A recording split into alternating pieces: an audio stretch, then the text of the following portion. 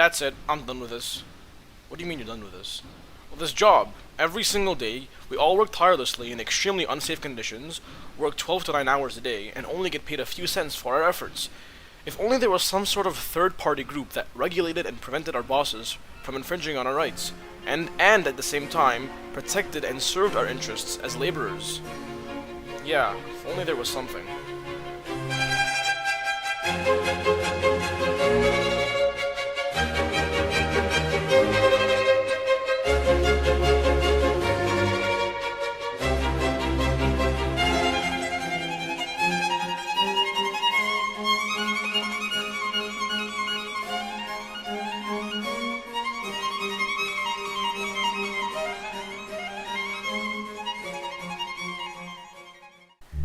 Unionism and the increase in labor rights go as far back as the first colonies in Canada in the 19th century, where people sparked the need for shorter work weeks and hours. Being a worker during the beginning of the Industrial Revolution in the early 20th century was quite labor demanding and often unfair. During the time, workers were expected and forced to work 10 or more hours a day in crushing and cruel factories in unsafe and dangerous working conditions. It wasn't until 1872, Toronto Typographical Union demanded 9-hour work weeks, which employers refused. The workers responded by leaving their jobs and going on a strike. Due to the significance and reputation of the strikers, they managed to encourage Toronto workers to join in on the strike for shorter hours, and so it was given. On April 18, 1972, Prime Minister John A. Macdonald introduced the Trade Union Act that officially recognized and protected unions in Canada, thus introducing 9-hour work weeks. Now that we know the history of unionism and how it started out, let us deep dive into the meaning and the definition of trade unions. Now, what is a labor union? A labor union is simply the gathering of representatives and workers, which ranges from different or the same jobs, and is formed to protect the rights and interests of these workers. There are many different types of labor unions that all stem from independent unions. Independent unions are trade unions that are for and by the workers of an industry, where they are free of employer control, whereas company unions are the exact opposite of independent unions, and are trade unions in which the company controls it. There are also different types of unions under the independent category, such as craft unions, international unions, industrial unions, and public sector unions. All of these different types of unions are designed and commanded slightly differently than each other, but nevertheless still serve the same purpose, which is securing the interests and rights of the laborer. But how relevant are these unions? Are they really as popular as they sound? Well, in the current Canadian economy, labor unions play a significant role in shaping and building our labor force. As of 2020, around 30% of Canada's labor economy is unionized, spanning over hundreds of different trade unions. However, labor unionization has been declining for the past 3 decades, where the rate of unionization used to be at a whopping 37.6% in 1981. Some of the most unionized jobs include nurses, teachers, journalists, and professional athletes, but also include the traditional unionized jobs like retail store clerks, manufacturing workers, miners, electricians, and other construction trade workers. Now wait a minute, Cesar. If unions are so good, why are only 30% of workers unionized? That's a great question. There are obviously advantages and disadvantages to unions, as with all things. However, it is important to understand these pros and cons in order to see if either of them outweighs each other. The two unions I will be using as an example for this are the Canadian Union of Postal Workers and the United Auto Workers Union. The CUPW, or the Canadian Union of Postal Workers, has a long and interesting history and were quite the troublemakers back then. They were given the title of one of the largest illegal strikes involving government employees. Now, ignoring the history, the Canadian Union of Postal Workers is a labor union that works to represent and protect the interests and rights of workers in many different industries. Jobs in these industries include letter carriers, rural and suburban mail carriers, and multiple others in the postal industry. They also represent workers outside of the postal service industry, such as cleaners, drivers, vehicle mechanics, warehouse workers, and other workers in the private sector. One advantage of joining this union is the fact that it guarantees $5.11 more money per hour than non-unionized members. This can be very appealing to the average worker as it means an increase in money per hour, which anybody would want. The second advantage of this union is the ability for unionized members to have protection against arbitrary decisions made by bad bosses, and, through the grievance arbitration system, workers can challenge these decisions. Now on to the disadvantages.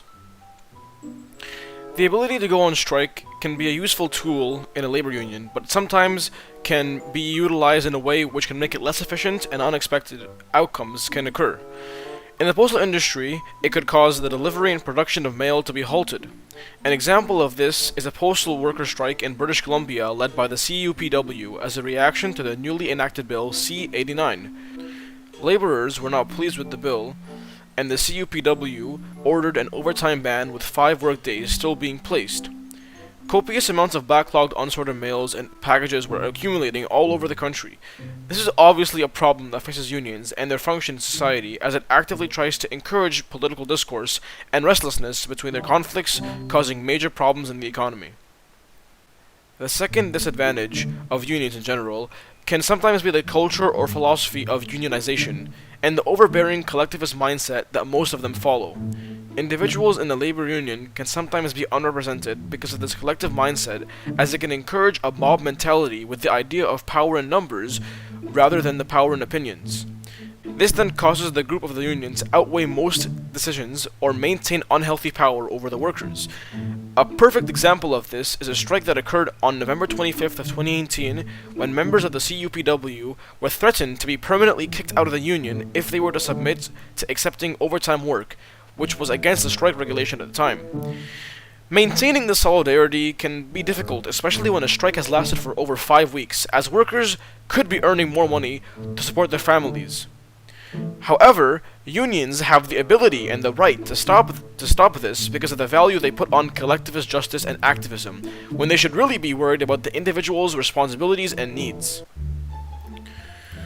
The second union I will be talking about is the United Auto Workers Union, which is one of the largest and most diverse international unions in North America.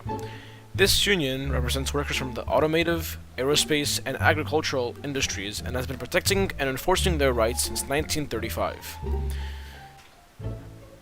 This union has made incredible and monumental contributions to the rights of workers in Canada, such as being the first union to enforce employer-paid health insurance plans for all industrial workers, which made amazing strides in the development of labor rights in Canada.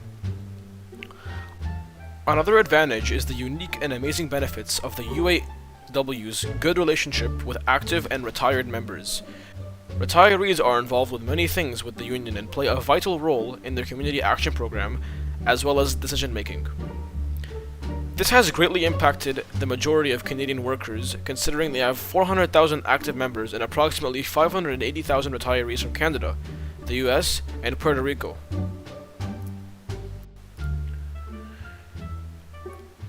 A major disadvantage and setbacks of labor unions is the lack of accountability and public oversight of union funds in the hands of very greedy leaders. This was an issue that came to light involving the United Auto Workers Union scandal, when directors of a national training center for Chrysler were filed for and convicted of bribery, theft, influence peddling, and a cover-up of criminal activity. Now, this has always been a major issue with the unions or any group with large-scale funding, as it opens up the possibility of corruption due to the amounts of power that someone can hold. Another unfortunate setback of unionism and unionizing workers is the problem of inflated prices. But Cesar, why would prices increase if workers are getting better treatment? Well, I'm glad you asked. The truth is, unions can potentially drive the prices of a business because of the emphasis and prioritization that unions put on paying their workers more than standard. This will then increase the prices of products for the consumers in order for the company to maintain a profit. A perfect example of this is the increased labor costs in the automotive industry caused by multiple contracts negotiated between the UAW and the 3 automaker companies. Increases in labor costs varied on the car company. The Center for Automotive Research calculated that General Motors and Ford would expect an $8 increase in labor cost, while Chrysler will increase by at least $11 an hour.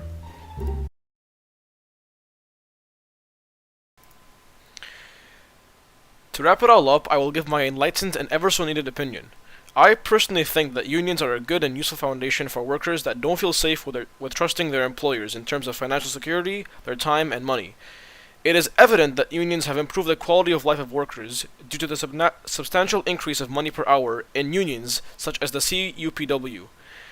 There is also credit needed for unionization as it has also made strides in the labor movement, sparking other revolutions such as the civil and women's rights movements, and drastically improving social and cultural norms for a more fair and equal future.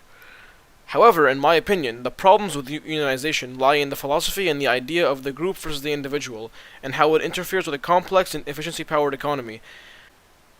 And, as with all things, too much power in the hands of humans can occur in some not-so-favorable outcomes. This is the case with unions, with things like fraudulent schemes, money laundering, obstruction of justice, and the disruption of the flow of businesses. Thank you for listening to my presentation.